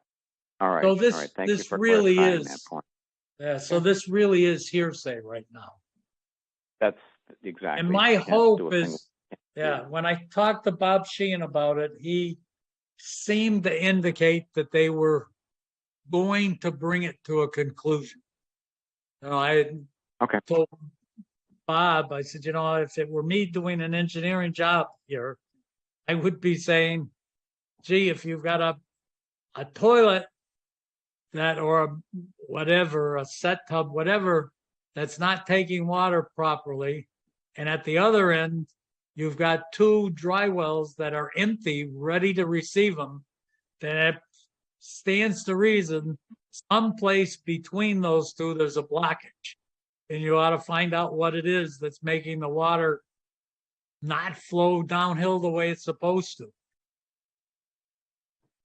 So it sounded like he was going to do something. Okay. All right. All right. Thank you. Okay. The next one that I have, we did East Street. I don't know. Did I leave you guys out hanging, or did you want me to be pursuing it with that guy, with the lawyer? Oh, Attorney Hessian? Yeah. Oh, that's fine. I thought it was. Now, is he the owner of 81 East, or is he working on behalf of 81 East? What Neil Jackson told me today was that he was the father-in-law of the woman that owns it. Okay. And I thought that your comments, Dick, and your comments, Bill, especially about the difference in various people looking at the same water table was 100% correct, and good timing as far as the chapter and verse from 310 CMR to explain to this person who I think is well intentioned but maybe not familiar with Title V, that what the board is attempting to do here is in everyone's best interest. I may not see it that way right now, but right. where No, I that's think where it's Bill heading. was great that made it so it goes from general talking to very specific words. Glad we could help. Absolutely. So Yeah, very good. the next one is an extension of the Laflamme lots on East Street, lots 2, 3, and 4. And Alan Weiss did those in April of 2021. So they're just asking to have those moved from 2 years to 4 years. There's no reason that we shouldn't extend them. That the water table, and in fact, the water table was high, but the oxides were higher, so that we were safe doing those. So I have no problems with extending those for 2 more years. Okay. Yeah, I'm good. I mean, Bill, how are you with that? Are you okay with extending them? Yeah, I'm good, Dick. Thank you. Okay, Colleen, we're all there. Okay. What do we have for other mail, email, phone calls? This wasn't a very fun night. Noted.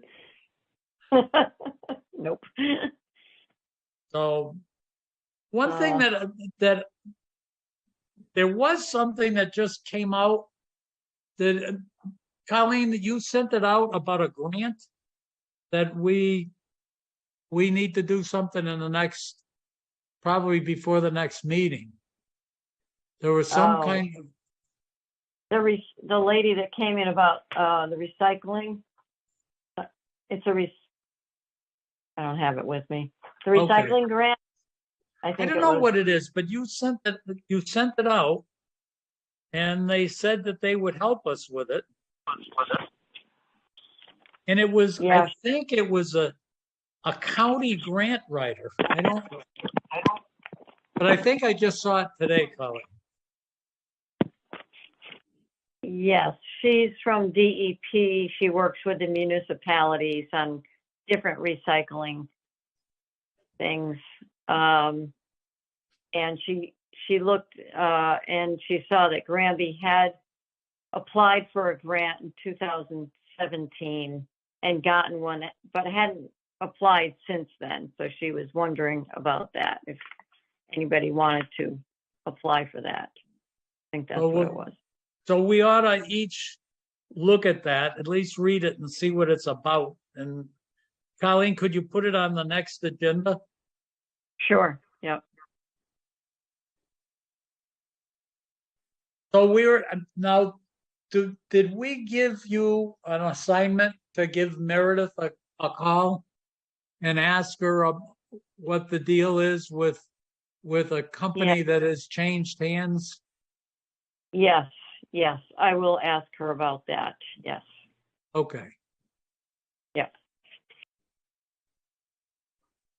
And what else Do we need to be, well, I'm not trying to grind an axe here, but do we look into the corporate name of Union Mart and see how many other locations are under that same corporate name, or just let this thing go?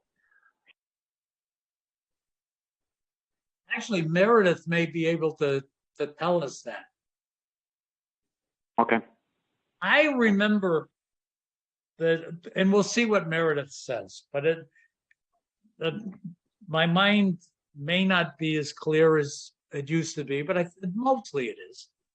And I seem to remember that this discussion came up before and in fact, it may have been, it was either in Union Mart or Getty, but I think it was Union Mart. And there was some talk that there were a bunch of people that were getting these violations in the past, and they were moving ownerships around on these businesses to avoid paying the fines. And it may not have been for cigarettes. It could have been for taxes. It could have been anything, but I know that there was something that said that there was manipulation occurring to make sure that they didn't have to pay it. And there was a policy that said you just can't do it that way. But hopefully Meredith about knows. my recollection. You seem to remember it too? Yeah, Okay. they kept moving brothers and cousins and uncles and the paper boy, whoever became an owner for 6 months, and then 6 months later, somebody else was in there.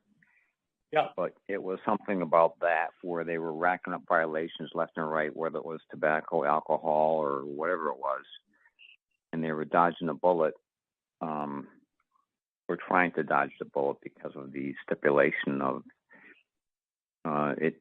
You know, they sold alcohol illegally in May, and I took it over in July, so you can't. We did it again in August, but I didn't own it back in May, and back and forth they went. Yeah. I mean, because he mentioned. And what's in there? Yeah, I didn't bring it up because I wasn't sure it was germane. But if you look at this place now, Union Mart, what we're also seeing is Lynn going in as a result of that rat complaint. And Lynn saying, yeah, the place is loaded with mouse feces, and the again, it's hearsay, but the the employee saying, yeah, they stopped having the rodent control person coming in there. Then a week earlier, all of this must happen in the last couple of weeks because we didn't talk about it last week. But we've seen that from the state that the public water supply guy that they had hired quit. So it doesn't say why he quit, whether he quit because, and along with the guy quitting, that they had failed water tests. So something not good is happening there. Mm-hmm.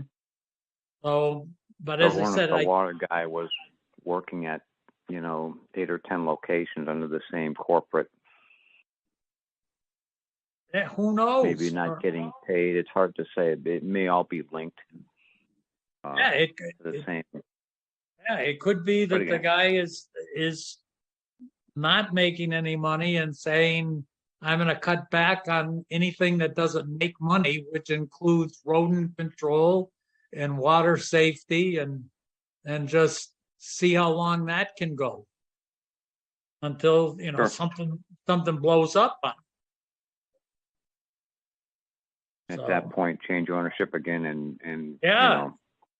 Play hide and seek. Yeah. So anyways, that's what I had. Are we? By the way, I found my other stack of stuff to discuss that we already discussed. All right.